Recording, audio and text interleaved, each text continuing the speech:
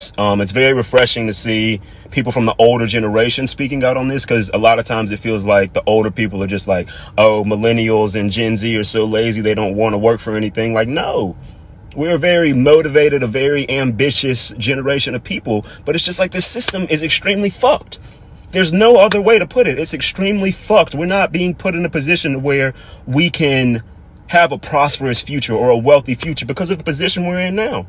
You know what I mean? School, hella expensive. Learning a real trade, a real skill, hella expensive. We know about the student debt crisis. And now they're making a simple roof over our heads, housing, wildly expensive. I can't tell you how many friends that graduated college and have good salaries, 60, 70, 80, some of them 100, 150K and more, that are still looking around like, why the fuck is it so hard to own a home? Why are these bullshit apartments so expensive? Why would I pay these people all this money for this bullshit instead of just living with my parents and saving up money? You get what I'm saying? Like, I have friends that are making over 80K a year, great full-time jobs, full benefits, that would rather live with their parents than pay these bullshit apartment complexes to live in bullshit areas with bullshit amenities and bullshit things within the actual home. It's like, it's just so frustrating that we did everything they told us to do. We went to school, we got educated, we worked hard, we did everything they told us to do. And then when we're actually out in the world,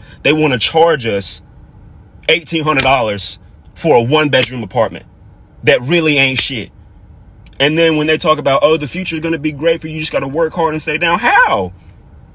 A lot of people don't have savings. They're spending it all on basic shit like housing and groceries. And what scares me the most is that more and more people are becoming aware of how fucked it is. And all we do, we record a video, we post it on TikTok, we post it on Instagram, we post it on social media, and then we say, well, I've done my part, and we close out the app, and then we go on about our day. That doesn't fix anything. It amazes me that the government can talk about banning TikTok and all these new things about immigration, but then when it comes to providing affordable housing or affordable healthcare for your upcoming generation, the future leaders of this fucking country, y'all don't want to talk about that. Y'all don't want to say anything about that. Or even, it amazes me that the government will have a whole meeting about banning TikTok when there's been over 100 mass shootings this year alone. Like, the government doesn't give a fuck about us, man. But they're making decisions about our lives, bro. Do you know how expensive bullshit apartments are nowadays? And nobody's doing anything about it. We're just talking about it on TikTok and then going about our lives. Like, this shit has to change, or we're all fucked in the future, man. Yo, living under capitalism is so exhausting. It's like constantly thinking about how groceries are really expensive, gas prices are so high. What if I can't pay my student loans back? Then that's gonna fuck up my credit. And if your credit gets fucked up, then good luck trying to rent a house or buy a car or buy anything, frankly. And then God forbid you would want to buy something nice for yourself. So let's say you want to buy a new TV or clothes, or you want to get, you know, a nice gift for your partner, or you want to go on vacation. Living under capitalism means that you have to literally measure and monitor every dollar that you spend, and then you have to have some kind of rationale for it too. And then people have the audacity to be like, money doesn't buy happiness. Who the hell said anything about buying happiness? People are trying to buy groceries and pay for their health insurance. And you know the fuck what? Buying things and having money does make people happy. But capitalist logic will have you believing that if you're working class, you don't even deserve to be happy. And that's why there's that constant policing about where does your money go. Hi, I'm a disillusioned millennial who grew up believing in the American dream only to have it stolen from me by inflation. I thought I would have a house at this stage of my life. Instead, I'm watching memes about how the government discovered aliens. To be honest with you, I don't even care. Why? Because this stupid news isn't gonna help me buy a house. I digress. After sitting camera off through a bunch of meetings at work, I decided to take a quick Target break to make myself feel better. I went to Target to make myself feel better, but it only made me feel worse. Why? Because I ended up spending $70 on toothpaste, mouthwash, eggs, and leave-in conditioner. Just another reminder of why I can't buy a house.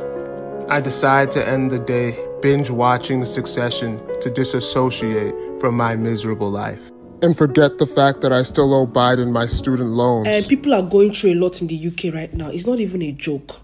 It is not a joke. Especially when you live in these old houses that were built ages ago. The insulation is bad. I remember when I moved to the UK, I lived in such a house. So renting a proper house was difficult. And Ariella was one, and my son, I was pregnant with my son then. I will hold Ariella shivering like this in front of the heater. The heater is on, but we are still shivering. It's not, the cold was too much. It's not like these houses where we live now. Like where I live now, these are one of the newer homes that have been built, well insulated. I use only electric in my house, and when I put on my electric heater, 1 hour, it can last me even the whole night. I don't sleep with heating. My kids sleep with heating. The other day, I loaded 100 pounds on my electric meter, and I had cooked that night. I did washing, and then I left my children's heater till morning. By morning, the money had dropped to 60 pounds. I was like, 40 pounds in a day. How are people managing? If you live in Africa, now is the time to help your family that is abroad. If you change 90,000 naira or whatever it is, cedis or rand, and you send them 100 pounds for them to use for their electric or gas bills, they will bless you and thank you. If you live in Africa and you are used to your family members sending you money and they cannot send for you this period, have some compassion. Now is the wrongest time to ask anybody that lives abroad for money. If you do it, you're a murderer. People are going through hell. Well, I had an eye-opening experience with my son this weekend. So my son graduated from college 6 months ago. And when he graduated, he was going to move back in with us so that he could find a job here in this local area and save up enough money to move out on his own. Had no problem with that. So it's been about 6 months. He has saved almost every single dime. He works a 40-hour-a-week job. Makes $40,000 a year, which back in my day was sustainable to be able to live. Apparently that's not the case anymore. You can't live on $40,000, which makes no sense to me. So we were looking online at Zillow, Google to find apartments and houses within his budget, a house to rent because he has a dog. So we said, let's write them all down and let's go check them out because pictures don't tell you what's really going on, y'all. So we drove around to some of these and I can't even tell you, some of them I didn't even feel comfortable driving down the street. They were in really, really shady parts of town, looked like a war zone. The whole house looked like it was off kilter. A lot of work to be, it just looked like it should be uninhabitable. Don't rent this. It should just be tore down, right?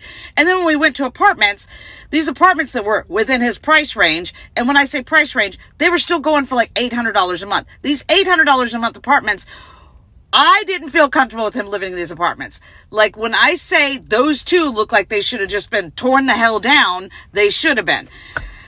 The only ones that are decent, he found a studio apartment that's in a nice neighborhood, $1,400 for 485 square feet.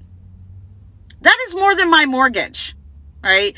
And then regular apartments, not even glamorous apartments, just 1-bedroom apartment that has normal square footage is anywhere from $1,300 to $1,700. We live in Montgomery, Alabama. We're not in a big metropolitan area. I don't understand how the housing market has gotten so donkey, okay? And everybody says, well, then he should just buy a house since it's cheaper, mortgage is less than rent. Well, nobody will give him a mortgage loan because he has no credit. Not that he has bad credit. He has no credit. He didn't want to get into debt. So he doesn't have any credit to show for it. So it's like a lose-lose situation. I don't know how they're living. I don't know if he can move out right now because I personally don't feel comfortable with the places he can afford moving to. And he can't afford the normal standard shit that I would have afforded back when. How are people doing this, and how do we expect our young kids, he's not young, he's 25, but how do we expect our youth to get ahead? Really. I shouldn't have to feel guilty because I want a new pair of scrubs. Or me and my dude want to go out for a nice dinner because we deserve it because we work hard. I don't drive a $100,000 car. I drive a regular ass fucking Jeep. He drives a regular damn SUV too. I don't wear Jordans. I don't do all that shit. I live a very simple life. The only splurge I have is getting my nails and my feet done here. I just started YouTubing how to do my own damn hair. I shouldn't have to feel guilty because I want to do something for myself. Y'all, I'm so stressed out. I need to clock in at 7 o'clock, which is literally in 2 minutes. And I'm at work. I just don't want to go in this bitch. I'm sick of coming here out for me to get a paycheck that barely even, it barely even helps. It seems like the only motherfuckers that's happy is the damn crackheads and the millionaires and millionaires. The working class people stressed the out, her falling out. They can't even go to the damn doctor to check on themselves because they jobs is full of shit. Hell, jobs don't even want to let you out for a damn vacation. Y'all, I'm stressed the fuck out. Like, at this point, like, what's the point? Hi. So I just got my second disability denial. You said you were unable to work as of 7/31/2021. 2021. That's when I put this application in. 2021. Because of major depressive disorder, post-traumatic stress disorder, chronic pain from injuries, and generalized anxiety disorder, which is the only thing I have proof of. However, based on evidence in file, we have determined that you can adjust to other work. Well, yes, I can. And that adjustment makes it physically, literally impossible for me to make enough money to fucking survive. I just need help. I'm not, like, that's the crazy thing, is that I'm not even asking to stop working. I just need help so that I can live. And you knew this was going to happen. We all knew this was going to happen, right? And I know what you're going to say. Oh, just try again. But like, literally for what? They only accept information from the last year of your life. And if I go to the hospital right now, I'll fucking lose everything. And I'll lose everything in upstate South Carolina. It's really not. It's not ideal. And then the crazy thing is that my entire work history is proof that I cannot work. Like, I've been trying for a decade. I cannot do it. Like, I literally change jobs every 3 to 6 to 9 months. Why? Because I get overworked and underpaid and overwhelmed, and I either get fired because I'm not performing, or I have a complete fucking mental breakdown, end up in the hospital, lose everything, and have to start completely from scratch again. But this time, the goalposts have been moved back a little bit because my credit is worse, or I have an eviction on my record. So now that I've adjusted to not allowing myself to be overworked, I've managed to keep myself out of the hospital and out of jail for the last couple of years. I've managed to keep myself mostly sober. I haven't been binge drinking like I used to. I genuinely have no options. Oh God. Like, I'm gonna die soon because I genuinely cannot afford to live.